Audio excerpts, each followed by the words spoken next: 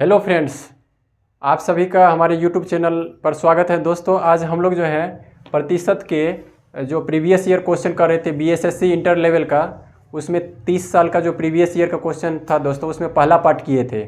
आज हम लोग दोस्तों दूसरा पार्ट करेंगे और यह अंतिम पार्ट होगा। इसमें जो है दोस्तों हम लोग जो है 20-25 क्वेश्चन जो भी इंपॉर्टेंट होगा प्रीवियस ईयर क्वेश्चन का, वो सारा हम करेंगे और उससे अनुमान लगेगा कि बीएसएससी इंटर लेवल में आपको किस तरह का प्रतिशत में जो है आपको तैयारी करना होगा। तो पहले हम लोग प्रीवियस ईयर क्वेश्चन कर लेंगे और फिर कल से हम लोग दोस्तों परसेंटेज का हर एक टाइप स्टार्ट करेंगे शुरुआत से। तो चलिए दोस्तों स्टार्ट करते हैं। ये एक नया टाइप पे आधारित क्वेश्चन है, इसको देखते हैं। प्रीवियस ईयर ये भी बीएसएससी के क्वेश्चन में है। क्या दिया है क्वेश्चन दोस्तों कि एक आयत की लंबाई और चौड़ाई जो है क्रमशः 40% और 30% बढ़ा दी गई है। जो भी आयत का लंबाई और चौड़ाई होगा पहले का, उसमें 30% और 40% का वृद्धि कर दिया गया। तो दोस्तों एल में कितना का वृद्धि किया गया? लंबाई में 40% का वृद्धि कर दिया गया है। और वही चौड़ाई जो है आपका विड्थ में बी में कितने का 30% का बढ़ोतरी कर दिया गया है। ठीक है, 30% का वृद्धि कर दिया गया है। तो लेंथ जो है 40% से बढ़ा दिया गया है। जो भी पहले आयत का होगा लंबाई और चौड़ाई होता है दोस्तों, आयत का लंबाई और चौड़ाई होता है। ये सपोज करिए कि लंबाई है एल और चौड़ाई है बी, तो इसका क्षेत्रफल क्या होता है? क्षेत्रफल होता है एल इंटू बी, यानी आयत का क्षेत्रफल होता है लंबाई गुना चौड़ाई, एल इंटू बी हो जाएगा। तो यही बोल रहा है कि पहले जो एल इंटू बी होगा, जो क्षेत्रफल होगा, तो क्वेश्चन में यही लिखा हुआ है कि क्षेत्रफल में कितना प्रतिशत का वृद्धि होगा। अगर पुराने एल और बी में, अगर एल मतलब लेंथ में 40% का वृद्धि कर दिया जाए, बी मतलब विड्थ में यानी चौड़ाई में 30% का वृद्धि कर दिया जाए, तो आयत के जो नया जो आयत बनेगा, सपोज करिए एल बड़ा हो जाएगा और बी बड़ा हो जाएगा, तो उससे नया आयत जो बनेगा, सपोज करिए ऐसा आयत बन जाएगा, तो फिर उसका क्षेत्रफल क्या होगा ये आपको निकालने के लिए बोला है। इसका क्षेत्रफल निकालिए। तो इसका कैसे सॉल्व करना है दोस्तों? इसमें कुछ नहीं करना आपको, क्षेत्रफल में वृद्धि की बात है। क्षेत्रफल क्या होता है आयत का? पहले लिखेंगे आयत का क्षेत्रफल।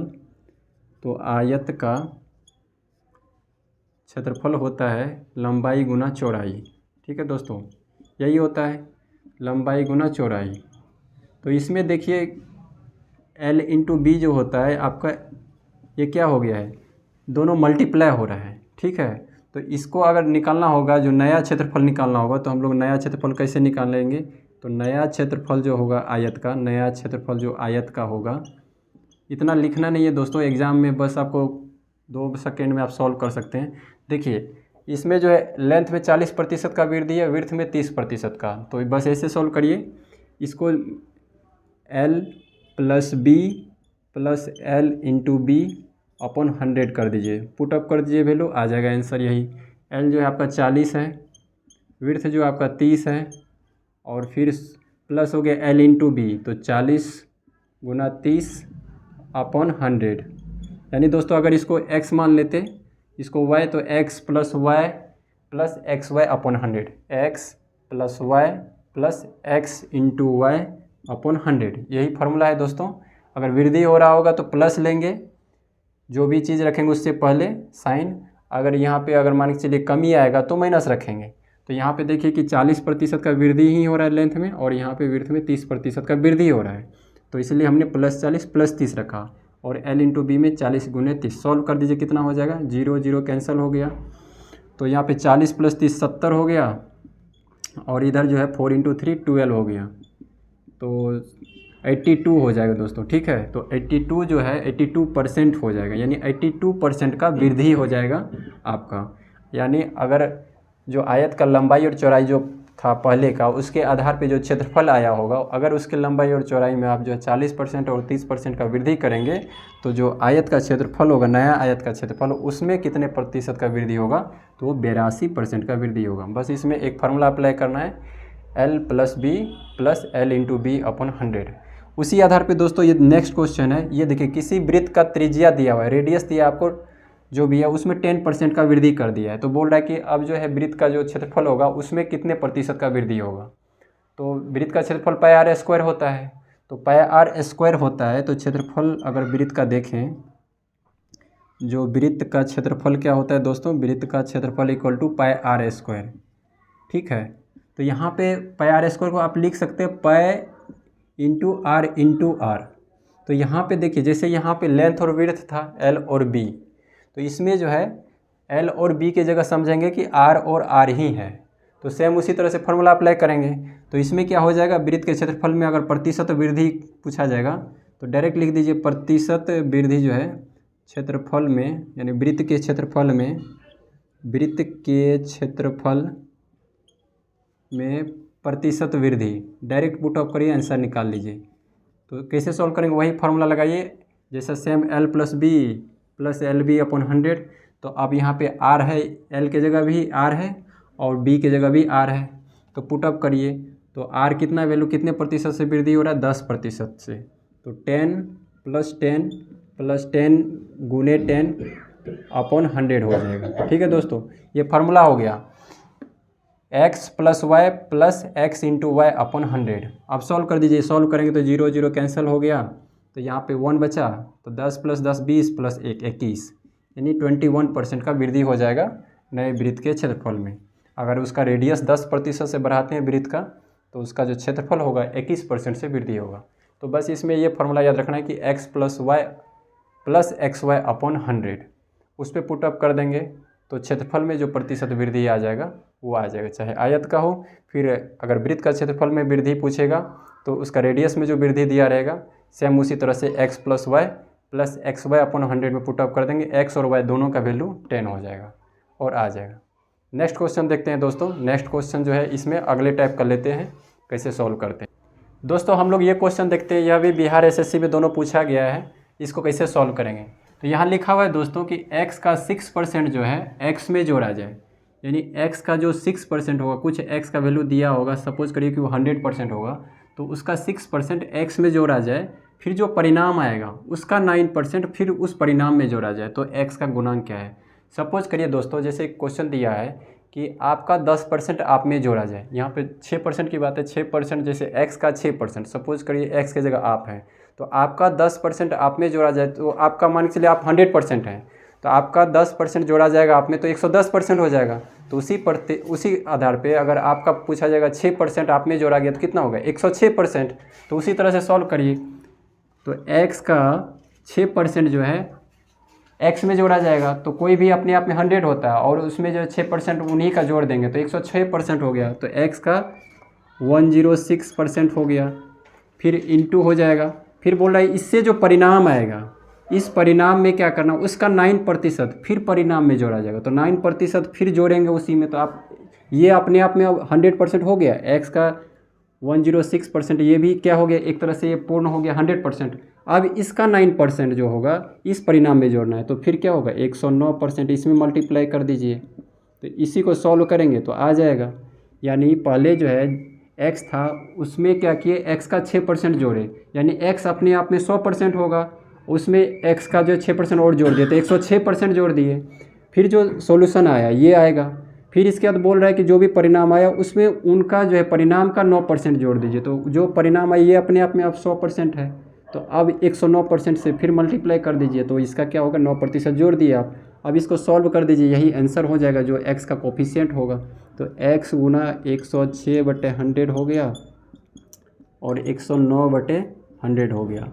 अब क्या करना है दोस्तों, इसमें कुछ करना नहीं है, x ऊपर में 106 × 109 जो भी आएगा सॉल्व करके उसमें जो है आपको 10,000 से डिवाइड कर दीजिएगा, पॉइंट बैठा दीजिएगा, वही आंसर हो जाएगा। x का क्या हो जाएगा, कोफिशिएंट हो जाएगा, वही आंसर हो जाएगा। ठीक है, नेक्स्ट क्वेश्चन देखते हैं कैसे सॉल्व करेंगे। ये भी पूछा है बिहार एसएससी में, बताया गया क्वेश्चन है दोस्तों, दो संख्याओं का अंतर 840 है और इसमें लिखा है कि यदि एक संख्या का 5% दूसरी संख्या का 15% है का मतलब क्या, बराबर है। यानी एक संख्या जो लेंगे, यहाँ पे बोला है दो संख्या है, दो संख्या का अंतर आपका 840 है और उसमें से दोनों संख्या का कुछ रिलेशन दिया हुआ है आपको कि एक संख्या का 5% जो है दूसरी संख्या का 15% है। मतलब एक संख्या अगर सपोज करिए आप ले लेते हैं, ये फर्स्ट है ये सेकेंड है सपोज करिए, ठीक है, दो संख्या ले लिए, ठीक है। अब ये दोनों संख्या दिया हुआ है, ये बोल रहा है कि अगर इसको सपोज करिए कि हम ले लेते हैं कुछ भी संख्या, अगर सपोज करिए आप ले लेते हैं फर्स्ट ले लिए, तो ये जो भी फर्स्ट होगा, फर्स्ट का यदि एक संख्या का 5%, तो फर्स्ट का 5% ले लिए सपोज करिए, ठीक है, इक्वल टू सेकेंड का कितना है 15%, यही तो दिया है आपको, यही दिया हुआ है आपको, यही रिलेशन दिया हुआ है कि यदि एक संख्या का 5% दूसरे संख्या का 15% है, मतलब इक्वल है, उसके बराबर है। तो एक संख्या का 5% इक्वल टू दूसरे संख्या का 15%। अब इसको सॉल्व कर दीजिए, इससे रेशियो आ जाएगा दोनों संख्या का। प्रतिशत से प्रतिशत को आप कैंसिल कर सकते हैं डायरेक्ट, दोनों साइड है। 5 1 जा 5 हो गया, 5 3 जा 15 हो गया। यानी इधर क्या हो गया दोस्तों, फर्स्ट संख्या इंटू 1 है इक्वल टू सेकेंड संख्या इंटू 3 है। तो इसमें रेशियो कैसा होता है दोस्तों, जो आमने सामने होता है वो रेशियो होता है, यानी इसका रेशियो पूछा जाएगा तो फर्स्ट का हो जाएगा, फर्स्ट के नीचे आप ये 3 ले आइएगा, इसके सामने क्या दिख रहा है 3, तो ये 3 हो गया। सेकेंड के सामने 1 दिख रहा है तो ये 1 हो जाएगा, यानी दोनों का रेशियो जो हो गया फर्स्ट और सेकेंड संख्या का वो 3:1 के अनुपात में हो गया। तो फर्स्ट और सेकेंड जो दोनों संख्या है इसका जो है कोफिशिएंट जो अगर मान के चलिए 1 और 3 है उसमें मल्टीप्लाई, तो इससे आप इसका रेशियो फाइंड कर सकते हैं। तो फर्स्ट के सामने 3 है तो ये 3 हो गया, और सेकेंड के सामने 1 है तो उसके सामने 1 लिख दीजिए। तो यानी फर्स्ट और सेकेंड संख्या का अनुपात 3:1 हो गया। अब जो है दोस्तों क्या लिखा हुआ है, ये अनुपात आपको पता हो गया। अब बोल रहा है कि दो संख्या का अंतर 840 दिया हुआ है। तो अब देखिए कैसे सॉल्व करेंगे। तो दो संख्या का अंतर 840 दिया हुआ है, तो 840, और इस अनुपात का अंतर कितना है, क्योंकि संख्या का अंतर पुट कर रहे हैं ना, तो अनुपात का अंतर क्या है, 3 में से 1 या 2 से डिवाइड कर दीजिए। तो ये हो गया आपको कि जो संख्या में अंतर अपन उसके दोनों के अनुपात में अंतर, दोनों से रेशियो ले लिए इनटू, अब पूछा दोनों संख्या ज्ञात कीजिए। तो ये देखिए पहला संख्या 3 है और दूसरा संख्या 1 है। तो अगर 3 से गुना कर दीजिएगा तो आपका पहला आ जाएगा, 1 से कर दीजिएगा तो दूसरा आ जाएगा। तो सॉल्व कर दीजिए, इसको कितना आ जाएगा, या 3/1 कर दीजिए, एक ही बार हम दोनों संख्या निकाल लेते हैं। सॉल्व करेंगे, 2 से कट करेंगे, कितना हो जाएगा दोस्तों, 2 चौके 8, 2 दूनी 4 और 0, 420 इंटू 3 करेंगे तो आपका क्या हो जाएगा फर्स्ट संख्या, फिर 420 इंटू 1 करेंगे तो दूसरा संख्या आ जाएगा, क्योंकि मैंने 3 और 1 एक ही साथ ले लिया है, निकाल लेंगे। तो 420 इंटू 3 कितना आ जाएगा, 1260 आ जाएगा, और दूसरा संख्या 1 से गुना करेंगे तो 420 आ जाएगा। यानी यही दोनों संख्या हो जाएगा 460 और 1260 और 420, जो दो संख्या है इस दोनों का देखिए अंतर 840 निकल जाएगा, और इसका रेशियो लीजिएगा तो 3:1 के। ऐसे ही सॉल्व करेंगे। तो एक बार रिपीट करते हैं दोस्तों, दो संख्या का अंतर 840 दिया हुआ था, ठीक है। फिर बोला कि ये दोनों संख्या में रिलेशन क्या था कि एक संख्या का 5% दूसरे संख्या का 15% के बराबर है। तो फर्स्ट का 5% दूसरे के 15% के इक्वल कर दिए, परसेंट से परसेंट कैंसिल कर दिए दोनों साइड, फिर 5 और 15 कट जाएगा तो इधर 1 और इधर 3 बच गया। तो फर्स्ट और सेकेंड में देखिए कोफिशिएंट है 1 से मल्टीप्लाई इधर है, सेकेंड में 3 से है। तो रेशियो कैसे होता है दोस्तों, जो कोफिशिएंट होता है या सामने होता है वो रेशियो होता है। तो फर्स्ट के सामने क्या हो जाएगा, इसके सामने 3 है तो 3 आ गया। सेकेंड है, सेकेंड के सामने क्या है 1 है तो सेकेंड के लिए 1 हो जाएगा। यानी फर्स्ट और सेकेंड जो संख्या है उसका रेशियो में अनुपात पूछेगा तो 3:1 हो गया। अब दोनों संख्या का अनुपात दिया हुआ है, दोनों संख्या का अंतर दिया हुआ है। तो अंतर दिया हुआ है तो अंतर अपन दोनों संख्या के अनुपात का अंतर लेंगे ना, अंतर के नीचे अंतर ही लेंगे। तो अनुपात का अंतर क्या होगा, 3 में से 1 या 2, तो 2 से डिवाइड कर दीजिए। अब सपोज करिए आप दोनों संख्या निकालना है, तो एक जो है 3 के इक्वेट कर देंगे, 3 के बराबर 1 के, तो इंटू करके 3 और ऑब्लिक लेके 1 ले लिए हैं। अब दोनों संख्या सॉल्व कर दीजिए, सॉल्व कर देंगे 420 गुने 3 करिए, 420 गुने 1 करिए, दोनों संख्या आ गया। तो दोस्तों अब नेक्स्ट क्वेश्चन देखते हैं कैसे बनाएं। दोस्तों हम लोग नेक्स्ट क्वेश्चन देखते हैं। यह भी सभी बिहार एसएससी का पूछा गया क्वेश्चन है दोस्तों, बिहार एसएससी में पूछा है क्वेश्चन।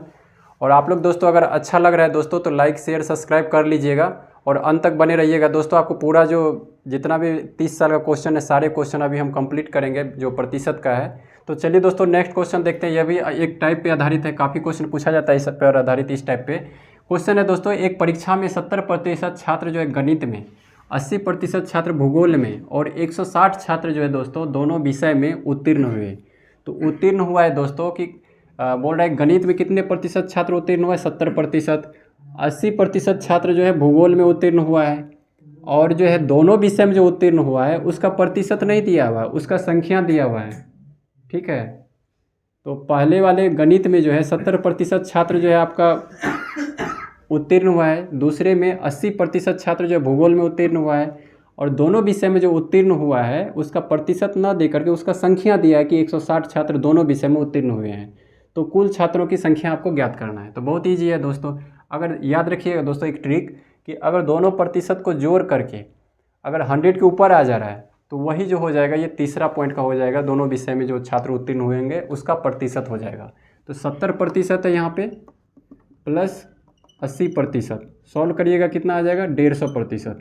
कोई चीज़ तो 150% होता नहीं है उत्तीर्ण, 100% तक ही आएगा। यानी ये जो इसमें 50% ज़्यादा है वह क्या है, 50% जो आपका ज़्यादा हो रहा है प्लस में जो आ रहा है इसमें, ये 50% क्या है, 160 छात्र जो दोनों विषय में उत्तीर्ण हुआ है उसके इक्वल है। 160 छात्र जो है आपका उत्तीर्ण हुआ है उसका प्रतिशत है ये। ठीक है दोस्तों, बस इतना आपको पता करना है, बस हो गया। इसके बाद सॉल्व। फिर पूछा है कि तो कुल छात्रों की संख्या, कुल छात्रों की संख्या मतलब क्या, 100% का आंसर देना है। कुल छात्र जो भी होता है वो 100%। तो जब 50% जो है आपका 160 के इक्वल है तो 100% किसके इक्वल होगा, डबल कर दीजिए। तो 100% जो आपका जो होगा वही तो कुल छात्र होगा। कुल छात्र की संख्या पूछा है तो कुल छात्र मतलब 100%। 100% इक्वल टू क्या हो जाएगा, इसको जब डबल करिएगा तब ना 100 आएगा 50% से, तो इसको भी डबल करना पड़ेगा। इसमें भी 2 से गुना कर दीजिए तो 160 गुने 2 क्या हो जाएगा 320, यानी टोटल छात्र की संख्या 320। रिपीट करते हैं दोस्तों, इसमें लिखा है कि 70% छात्र गणित में, 80% छात्र भूगोल में और 160 छात्र दोनों विषय में उत्तीर्ण होता है। तो कुल छात्र की संख्या पूछा है, तो जो गणित में 70% उत्तीर्ण हुआ है, 80% जो है आपका भूगोल में उत्तीर्ण हुआ है, दोनों को जोड़ देंगे तो कितना आ जाएगा 150%। तो 150% तो होता नहीं, 100% होगा मैक्सिमम।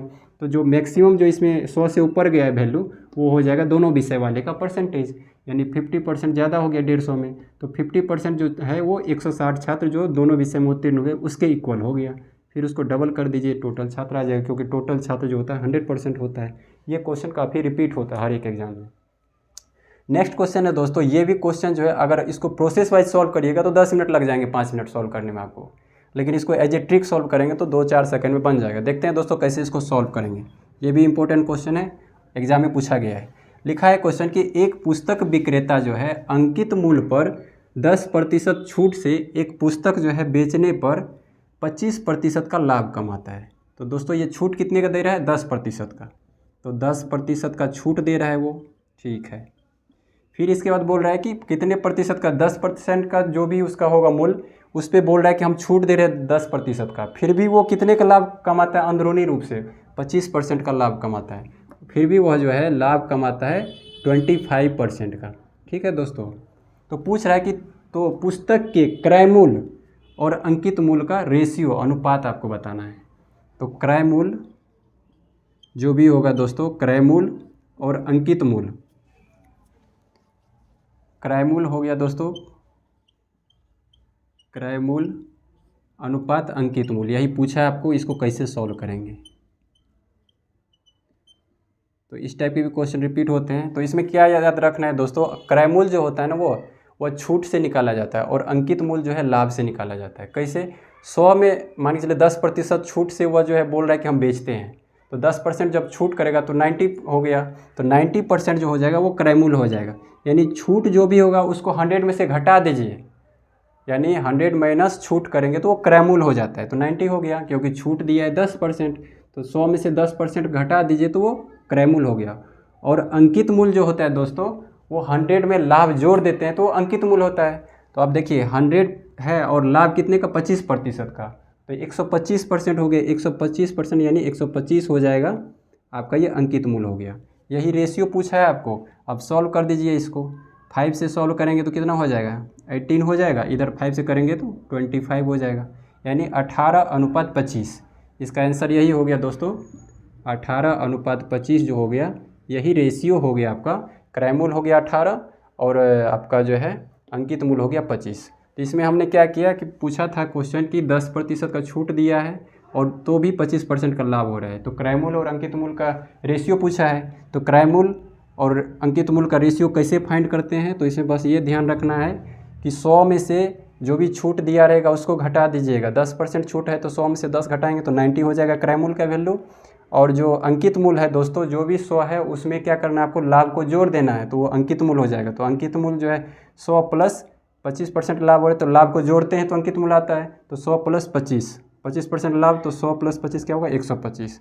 तो इधर 90 हो गया, इधर 125, सॉल्व कर दीजिएगा 18:25 जो हो जाएगा, यही क्रयमूल्य और अंकित मूल्य का क्या हो जाएगा दोस्तों, रेशियो हो जाएगा। इस तरह से इस क्वेश्चन को सॉल्व कर सकते हैं। अब नेक्स्ट क्वेश्चन देखते हैं दोस्तों, फिर से लेते हैं।